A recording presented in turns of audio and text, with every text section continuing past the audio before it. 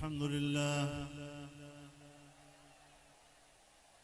नहमदुहु व नस्तईनुहु व नस्तगफिरुहु व नु'मिनु बिही व नतवक्कलु अलैहि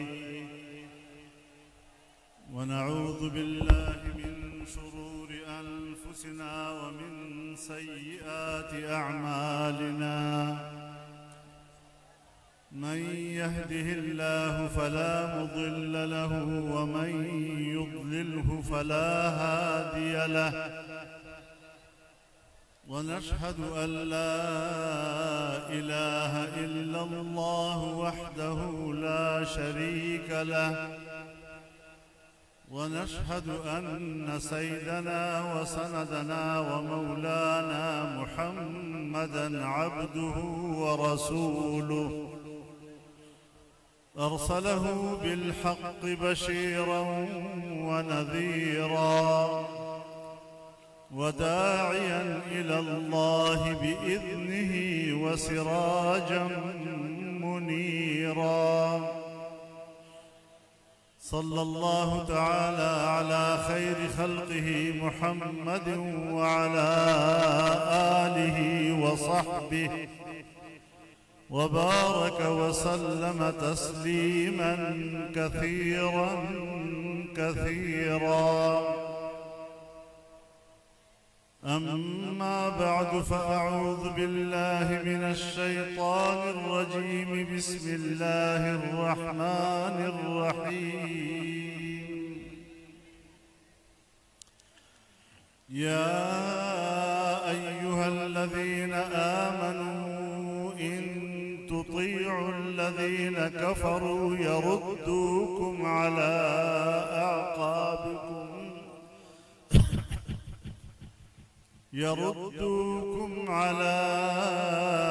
أعقابكم فتنقلبوا خاسرين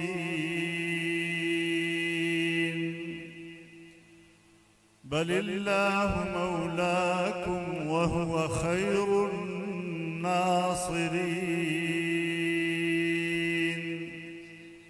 صدق الله العظيم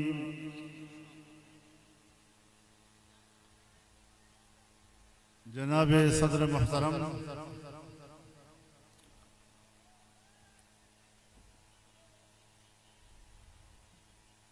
मेरे इंतहाई काबिल एहतराम और इस इज्तिमा के रूह रवां हजरत मौलाना अब्दुल लतीफ़ साहब तौंसवी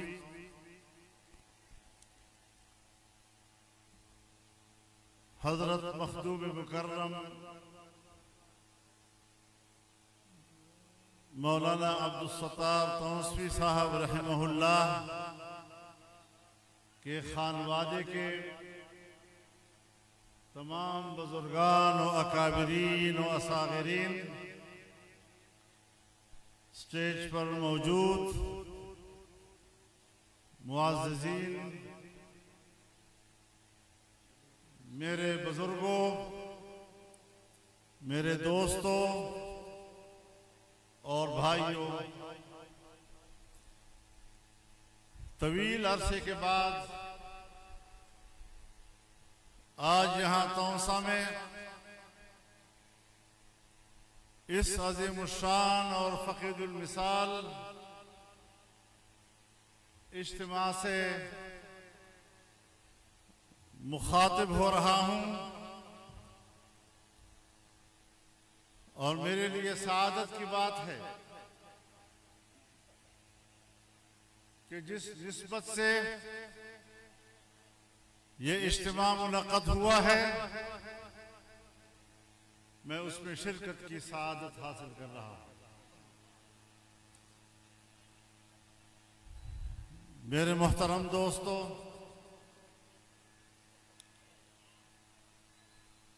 हमारे लिए हजरत तौंसवी रहमहुल्लाह एक उस्ताद का मकाम रखते थे।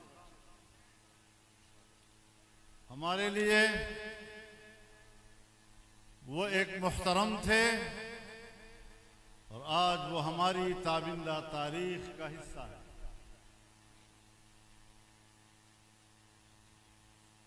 मेरे मोहतरम दोस्तों,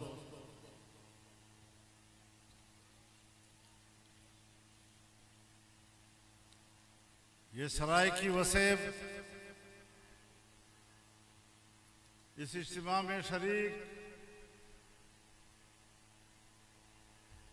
सरायकी वसेब के और तौसा के मेरे दोस्त जमा हैं, मेरे भाई जमा हैं।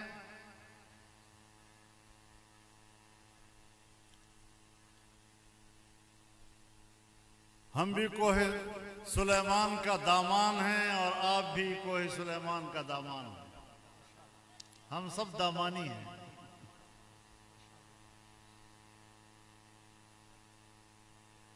हमारे रिवाज एक हैं, हमारी रिवायात एक हैं, हमारे मसाइल एक हैं और हम एक दूसरे से ऐसे वाबस्ता हैं कि हमारी तकसीम मुमकिन ही नहीं।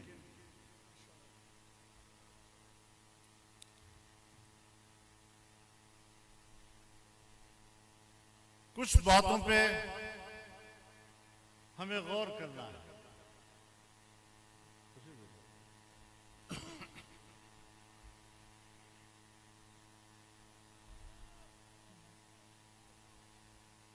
हमारी पसमानदगी का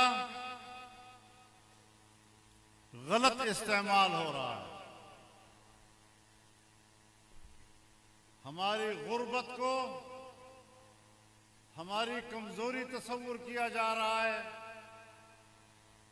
हमारी गुर्बत और पसमानदगी को जागीरदार भी इस्तेमाल कर रहा है।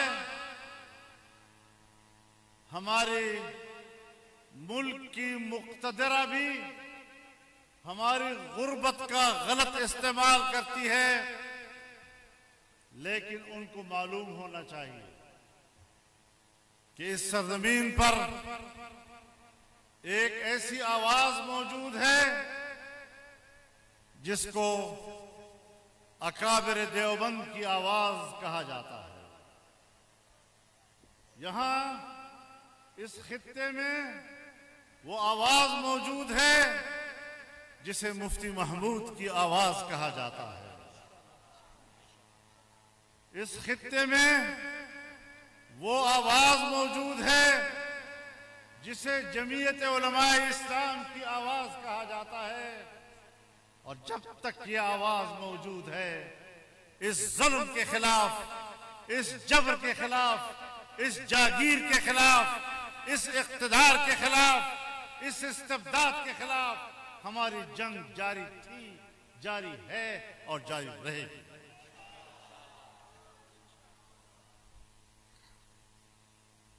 बस एक काम करना है आपने,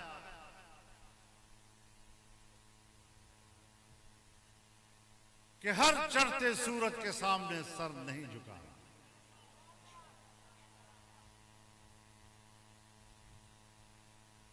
एक पुख्ता नजरिया,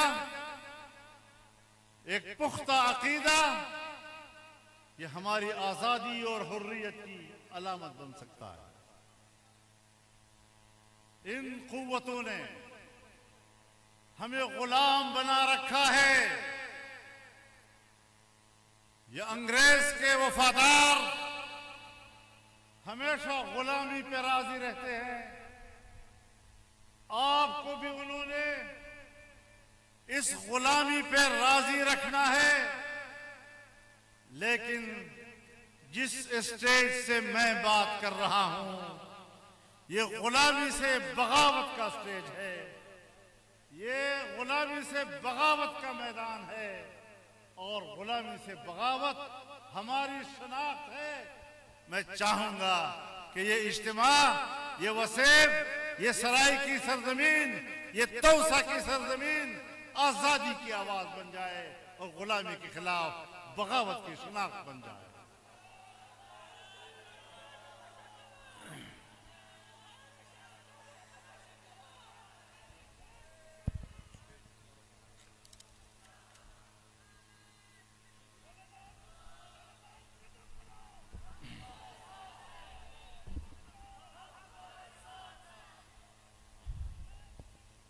मेरे नजदीक इस्लाम के मुकद्दस नाम पर इससे बढ़कर और कोई बदनुमा धब्बा नहीं हो सकता कि इंसानी हुर्रियत और आजादी और मुल्क की फलाह बहबूद कोई मुसलमान दूसरी कौमों से भीख मांग कर ले। दूसरी कौमों से आजादी की भीख नहीं मांगी जाती। आजादी और हुर्रियत, गैरत और इस्तेहकाम, पाकिस्तान का इस्तेहकाम और इस्तिक़लाल अपनी कौम ने पैदा करना है, वरना इन कुव्वतों ने अंग्रेज के दौर में भी हमें गुलामी का रास्ता बताया था और आज भी वो हमें अमेरिका और मगरिब की गुलामी का रास्ता बता रहे हैं। हमें इस इज्तिमा से उनको पैगाम देना चाहिए कि इस नजरिए की हमने पहले भी नहीं की थी, इसका इनकार अंग्रेज के दौर में भी हमने किया था और आज भी हम इस नजरिए का इनकार करते हैं और खुलकर इस नजरिए के खिलाफ बगावत का ऐलान करते हैं। नारे तकबीर, जमीयत उलमा इस्लाम, ललकार है, ललकार है, ललकार है, ललकार है, आजादी शेखुल हिंद।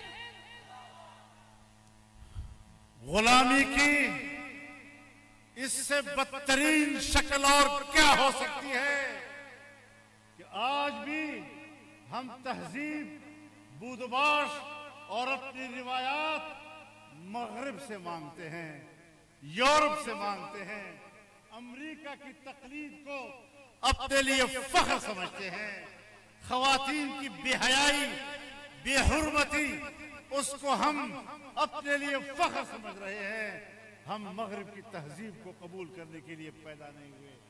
हमारे आबा व अजदाद ने हमें इनकी पैरवी करने का ताबे नहीं बनाया, इससे बगावत का दर्द दिया है। जनाब रसूलुल्लाह सल्लल्लाहु अलैहि वसल्लम ने फरमाया, लतत्तबिउन्न सुनन मन क़ब्लकुम शिब्रन बिशिब्रिन व ज़िराअन बिज़िराअ हत्ता लौ दखलू जुहर दब्बिन तबिअतमूहुम। क़ालू या रसूलल्लाह अल यहूद व नसारा क़ाल फमन। फरमाया एक जमाना आएगा जब तुम कदम कदम और बालिश बालिश पिछली कौमों की इस तरह पैरवी करते हुए नजर आओगे कि अगर वो गोह की गार में भी घुसे तो तुम वहां भी उनकी पैरवी करोगे। सहाबा किराम ने अर्ज किया, या रसूलल्लाह हम यहूद नसारा की पैरवी करेंगे? आपने फरमाया और कौन हो सकता? आज इस्लामी दुनिया मजलूब है। फिलिस्तीन की सरजमीन से लेकर कश्मीर और बर्मा तक तमाम मुसलमान आज आग में जल रहे हैं। अफगानिस्तान आग में जल रहा है, शाम आग में जल रहा है, लबनान आग में जल रहा है, इराक आग में जल रहा है, अरब दुनिया आग में जल रही है। अफ्रीका में इस्लामी ममालिक के अंदर आग भड़की हुई है। ये किसने भड़काई है? आग भी मेरे ऊपर बरस रही है, झुलस भी मैं रहा हूं, आग में जल भी मैं रहा हूं और दहशतगर्द भी मैं हूं, इंसानियत के लिए खतरा भी मैं हूं। ऐसा नहीं हो सकता। फसाद की जड़ तुम हो, फसाद की जड़ हम नहीं। यहूदियों से कहना चाहता हूं, मसीहियों से कहना चाहता हूं, हमने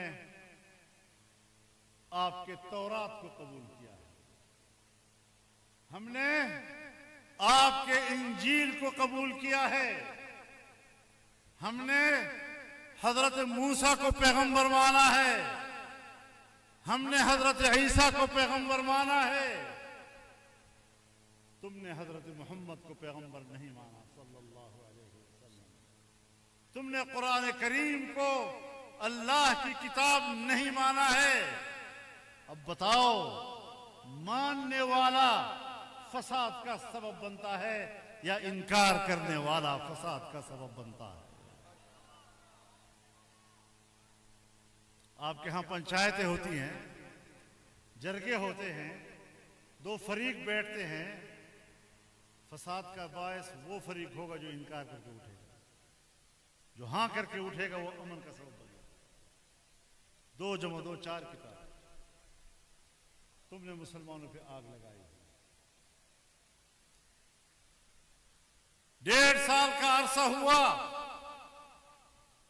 फिलिस्तीन में 60,000 मुसलमान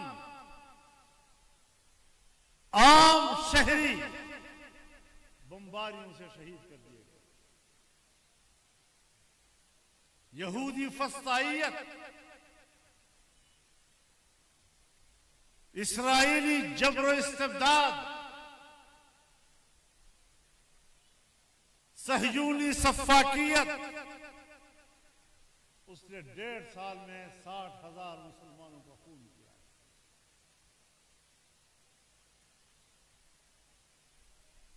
हर लम्हा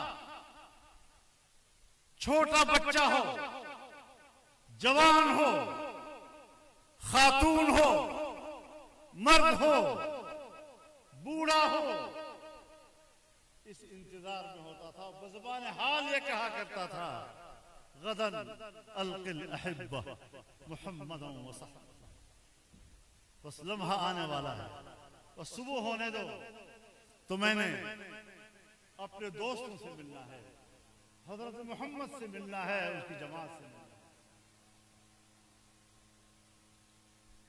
है। इस कैफियत में जिंदगी गुजारने वाले मुसलमान क्या गुजरती हुई। याद रखो, आज तुमने दुनिया को कहना है कि हमने गजा का खात्मा कर दिया, हमने फिलिस्तीनियों का खात्मा कर दिया। दुनिया में जंगें छिड़ती हैं, शिकस्त वो खाता है जिसका सर झुक जाए, जिसका सर कट जाए उसको शिकस्त नहीं कहते। फिलिस्तीनियों ने सर कटवाए, सीनों पे गोलियां ली, इज्जत और इफ्तिखार के साथ शहादत को दावत दी, शिकस्त तस्लीम नहीं की, हिजरत नहीं की, घर नहीं छोड़ा, अपने खंडरात में ही उन्होंने 1 साल 1.5 साल गुजारा। इस्राएली जुल्म नामंजूर, इस्राएली जुल्म, इस्राएली जुल्म, अमरीकी जुल्म, तागूती जुल्म। और इस पर अमेरिका और यूरोप बात करता है इंसानी हुकूक का, कि हम इंसानी हुकूक के मुहाफिज हैं, तुम इंसानी हुकूक के कातिल। तुम्हारे हाथों से इंसानियत का खून टपक रहा है, और जिसके हाथ से इंसानियत का खून टपक रहा हो उसे इंसानियत की क़यादत करने का कोई हक नहीं। अमेरिका इस वक्त सुपर ताकत नहीं है, चालबाजियां करता है। आज उसने चीन को, रूस को, पूरी दुनिया को इक्तिसादी दौड़ में ऐसा उलझा दिया है कि सारी दुनिया को फिलिस्तीनी भूल गया। कब तक इन चालबाजियों के साथ आप अपने जराइम पर पर्दा डालते होंगे? नेतन्याहू जंगी जराइम का मुर्तकिब है। अमेरिका और यूरोप अगर उसकी हिमायत करते हैं तो नस्ल कुशी में ये सब बराबर के मुजरिम हैं।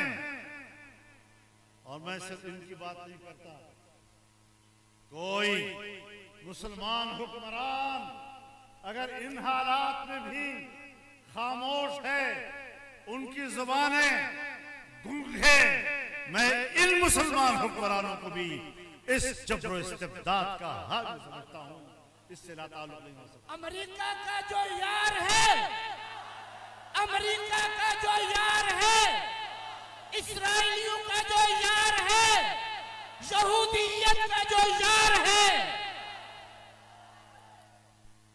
जमीयत उलमा इस्लाम पूरी कौम को पुकार रही है। इंशाअल्लाह अज़ीज हम तमाम मकातब फिक्र को दावत देंगे, उलमाए किराम को दावत देंगे, तमाम मकातब फिक्र यकजा हों और वो एक मुत्तफ़क़ा मौक़िफ़ लें, कौम के सामने एक मुत्तफ़क़ा मौक़िफ़ लाए। और मैं तजवीज़ करूंगा अपने अकाबिर के सामने कि एक हफ्ते के अंदर अंदर कौमी सतह का कन्वेंशन इस्लामाबाद में बुला लिया जाए। लब्बैक लब्बैक लब्बैक लब्बैक लब्बैक लब्बैक।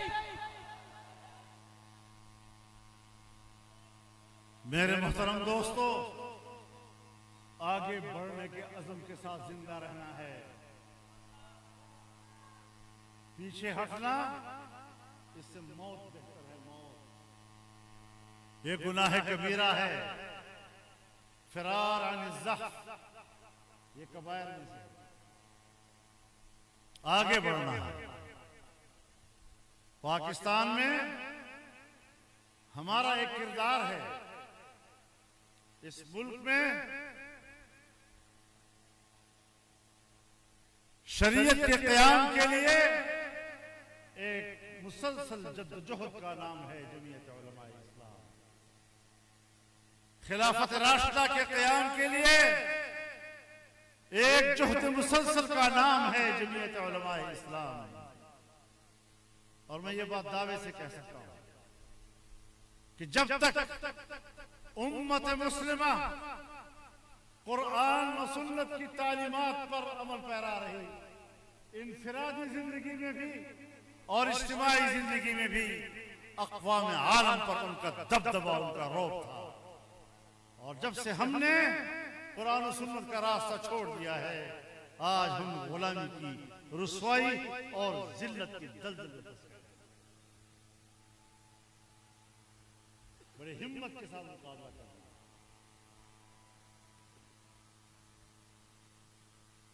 77 सालों में हमारे मुल्क में ये बहस खत्म नहीं हो रही थी कि सूद कैसे खत्म किया जाए, सूद का मुतबादल क्या होगा।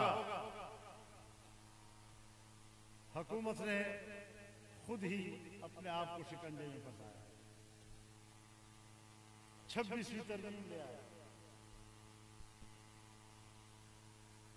26वीं तरमीम में जमीयत उलमा तन्हा कुव्वत थी जो रुकावट बनी।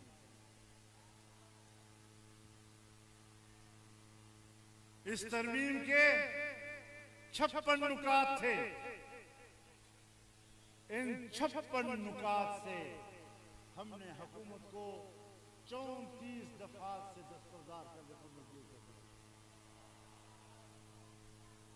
कायद तेरी फिरासत को सलाम है, कायद तेरी फिरासत को, कायद तेरी हिकमत को, कायद तेरी क़ियादत को।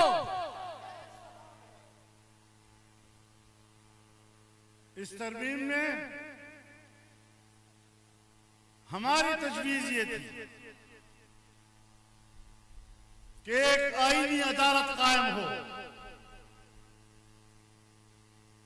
जो सियासी मामलात के फैसले करते हैं, बाकी अवाम के मुकदमात दूसरी अदालतों के हवाले करते हैं। लेकिन हमारी बड़ी अपोजिशन को कुछ हवालों से तहफ़्फ़ुज़ात थे, उनकी तजवीज़ पर हमने आईनी अदालत के बजाय एक आईनी बेंच को इस तरमीम का हिस्सा बनाया। यह अपने दोस्तों के मशवरे से, उनके इसरार पर हमने एक फैसला भी अपोजिशन जमातों के मशवरे और एतमाद के बगैर नहीं किया।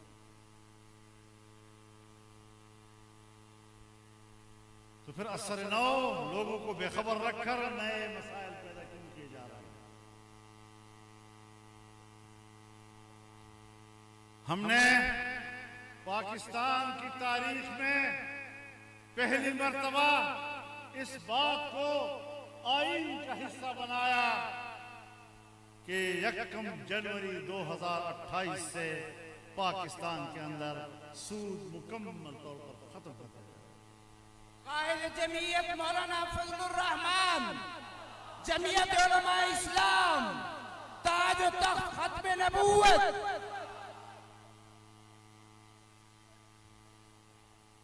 कुछ लोगों ने एतराज किया कि 2028 1 जनवरी, तो मैंने कहा 2028 का 1 जनवरी आपको नजर आता है और वो जो 1947 से आज तक नजर नहीं आता। और ये हमने नहीं किया, ये हमारे शरीफ कोर्ट ने किया।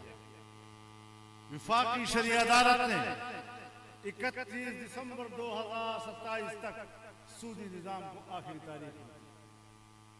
तो हमने कहा 1 जनवरी 2028 से खत्म।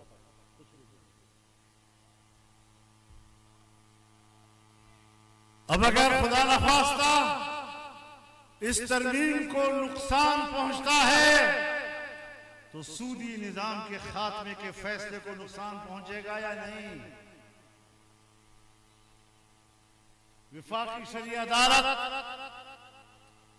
बज़ाहिर तो उसका नाम अदालत, लेकिन उसके फैसले के कोई वक़्त नहीं थी। एक सफेद कागज पर उसके फैसले के खिलाफ एक अपील आप सुप्रीम कोर्ट में फेंक दे, अपीलेट बेंच में फेंक दे, फैसला मुअत्तल। कोई पाबंदी नहीं अदालत पर कि उस फैसले पर अपील का फैसला कब होगा। हमने ये बात डाल दी कि विफाकी शरीय अदालत का फैसला फौरी तौर पर मुअस्सर होगा और अगर उसके खिलाफ अपील हुई तो अपील का फैसला 1 साल के अंदर अंदर लाना लाजिम होगा। और अगर 1 साल के अंदर फैसला न हुआ तो विफाकी शरीय अदालत का फैसला खुद ब खुद नाफिज अमल हो जाएगा।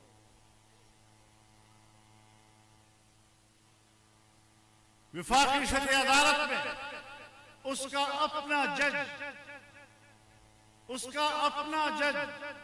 अपनी अदालत का चीफ जस्टिस नहीं बन सकता था। एक रिटायर्ड जज को लाकर उसका चीफ जस्टिस बनाया जाता था।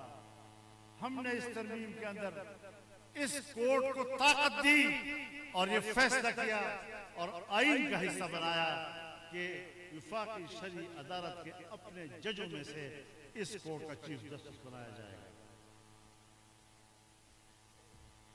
इस्लामी नजरियाती काउंसिल के सिफारिशात रिपोर्ट बनकर आते थे, कमेटी में चले जाते थे।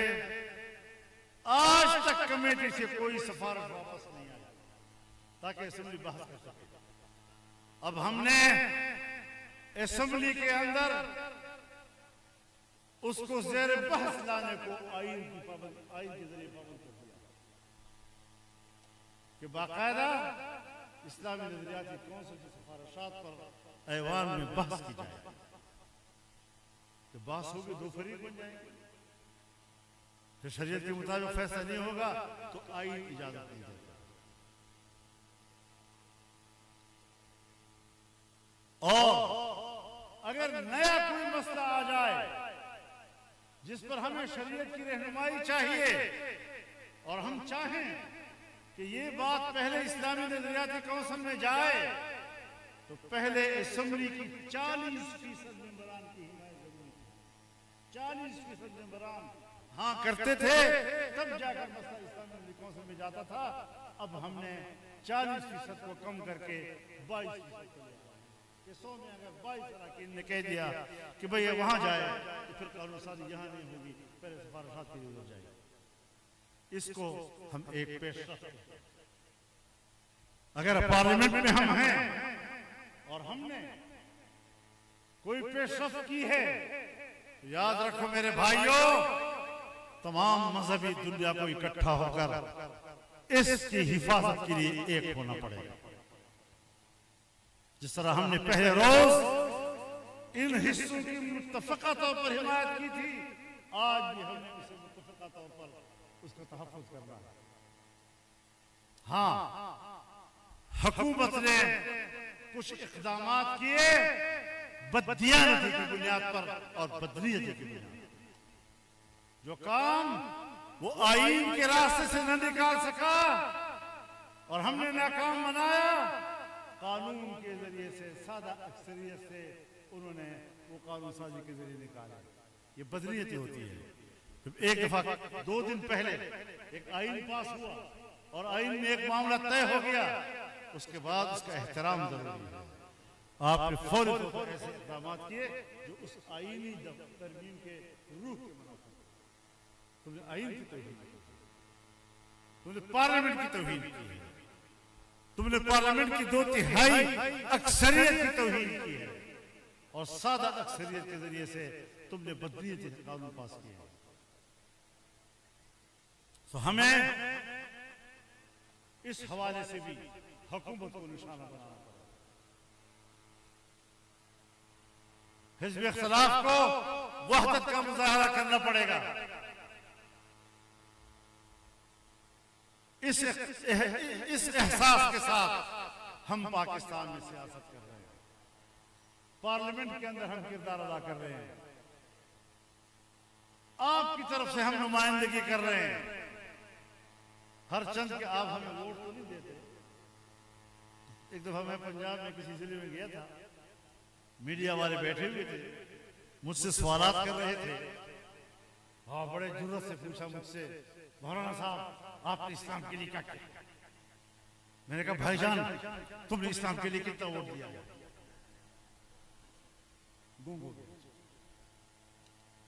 कौन से वालों, तुम्हारी गुर्बत पर और तुम्हारी पसमानदगी पर तुम्हें ब्लैकमेल किया जाता है, तुम्हें जागीरदार ब्लैकमेल करता है।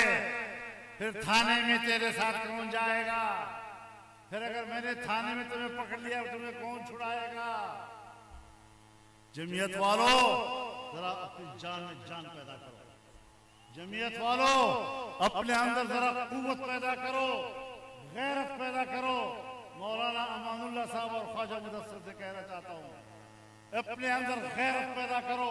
अगर किसी जागीरदार ने और किसी खान ने एक गरीब आदमी को थाने में ले जाने की कोशिश की, उसका हाथ पकड़ लो और उसके मुंह पर 2-4 मुक्के लगा दो।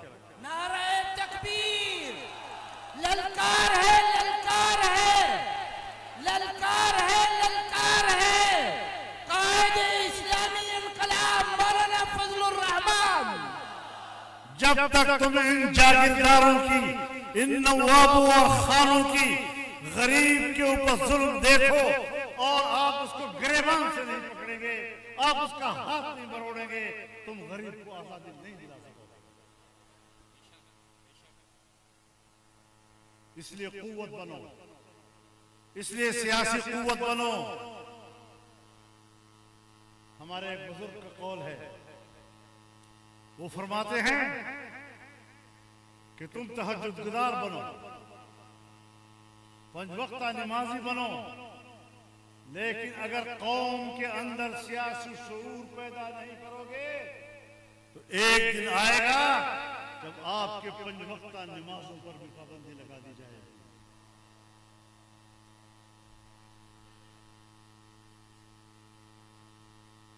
अंबिया ने सियासत की है, उलमाए किराम ने उनकी सियासत को पकड़ा है और आज तक उस समा को जिंदा रखा है। तो गरीब का साथ दो, गरीब को तहफ़्फ़ुज़ दो। जब उसका एतमाद पैदा होगा कि आज एक गरीब ने गरीब को तहफ़्फ़ुज़ दिया है और एक जमात इतनी ताकतवर हो गई है, उसको क्या पड़ी है कि वो एक जागीरदार की गुलामी करेगा? कमजोरी कुछ हमें भी, हमें अपने फर्ज का एहसास करना चाहिए। हमें इस महाज पर अपनी हिकमत अमली बनानी चाहिए। और बाकी साफ बात है कि हमारे इलेक्शनों में धांधलियां होती हैं। मैं पीडीएम का सदर था, पीडीएम अभी तक टूटी भी नहीं है, लेकिन उसका सदर अपोजिशन में है और बाकी पार्टी आपको मत कर रही है।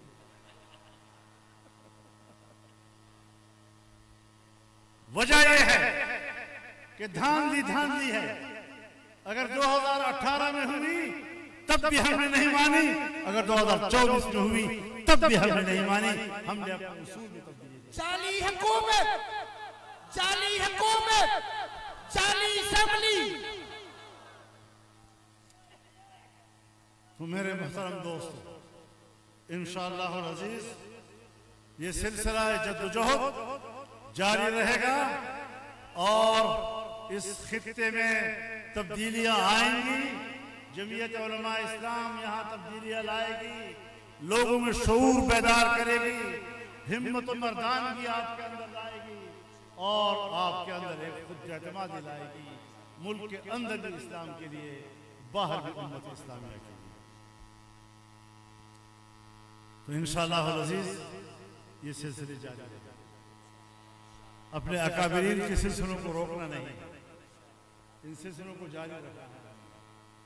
अल्लाह ताला हमें इस मुल्क में इस्लाम का मुकम्मल आदिलाना निज़ाम हमारी आंखों के सामने हमें नसीब फरमाए, आमीन। और कौम को तौफीक दे कि वो इस नारे मस्ताना और नारे हुर्रियत का साथ दे और इस मुल्क के अंदर तब्दीलियों का जरिया बने। मैं आपका बेहद शुक्रगुजार हूँ। व आखिर दावाना अनिल हम्दुलिल्लाह।